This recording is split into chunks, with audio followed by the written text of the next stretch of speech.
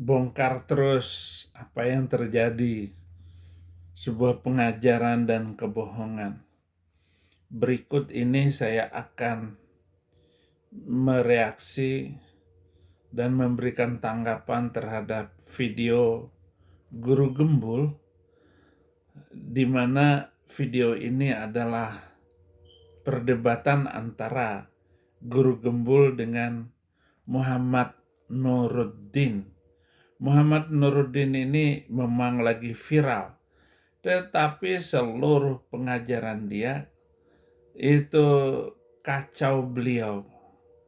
Jadi dia mau nge-framing bahwa Muhammad itu adalah nabi yang benar dan pengajarannya luar biasa.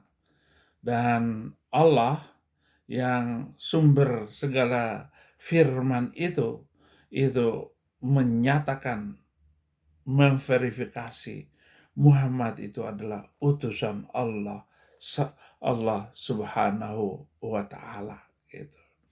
Tetapi Guru Gembul ada urusan masalah doktrin agama yang tidak bisa dirasionalisasi, yang nggak masuk logika.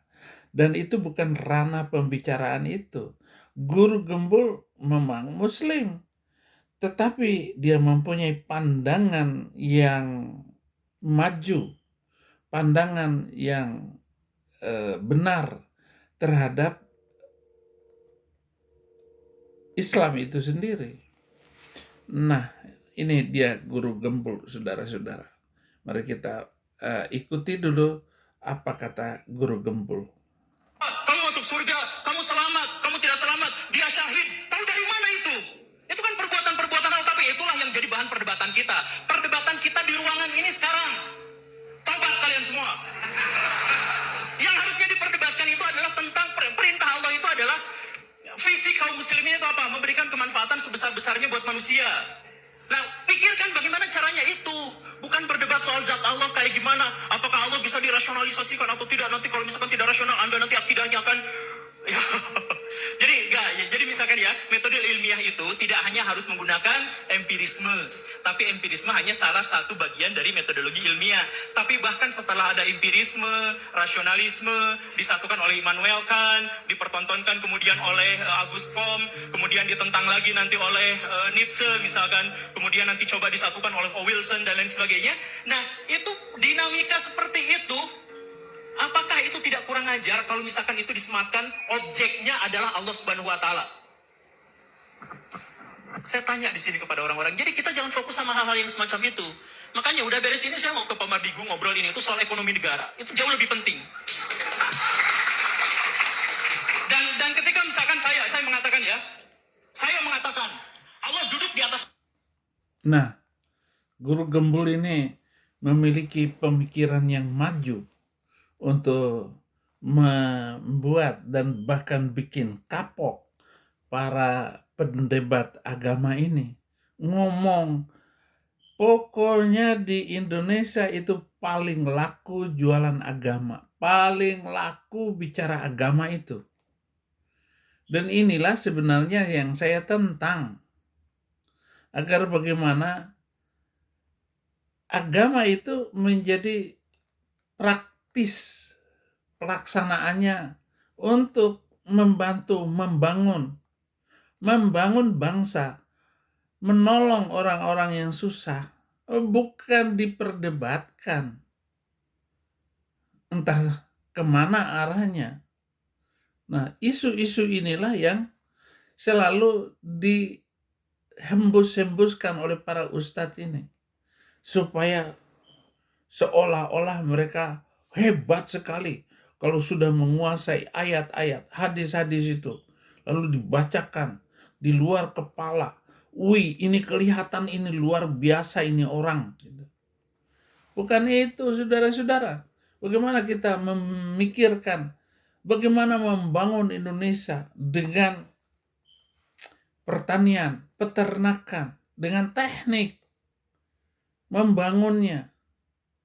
Bukan debat agama.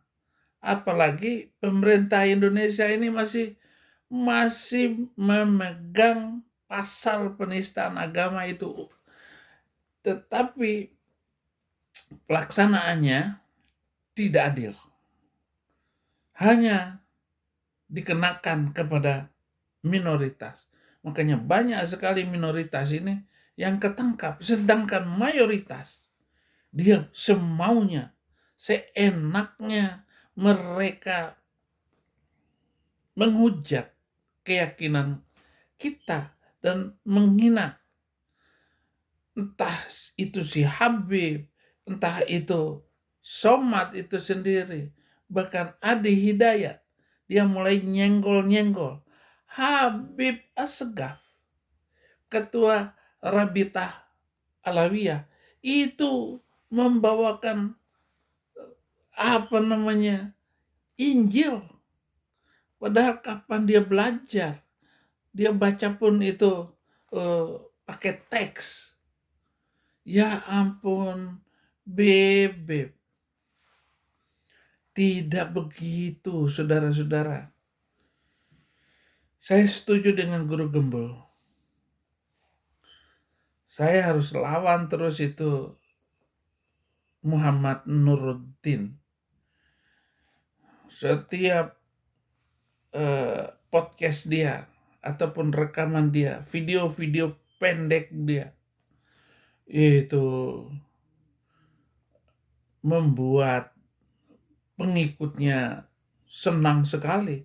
Padahal isi dari komentar dia, penerjemahan dia, bahkan tafsir dia terhadap ayat-ayat, walaupun dia itu sekolah di Mesir, walaupun dia itu SHMA, apalah titel kesarjanaan dia itu, LCMA, begitu. Tidak begitu, saudara. Tidak demikian.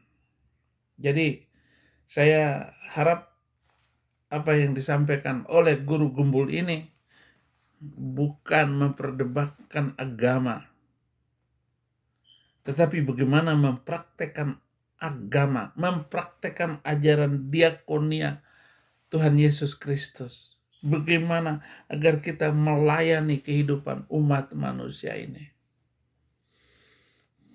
tanpa membedakan agama, suku, ras. Kita harus tetap berjalan, saudara-saudara. Demikian saja dulu video kali ini. Maju terus untuk memberitakan Injil. Tiada hari tanpa menginjil, tiada hari tanpa bersaksi. Tuhan Yesus memberkati.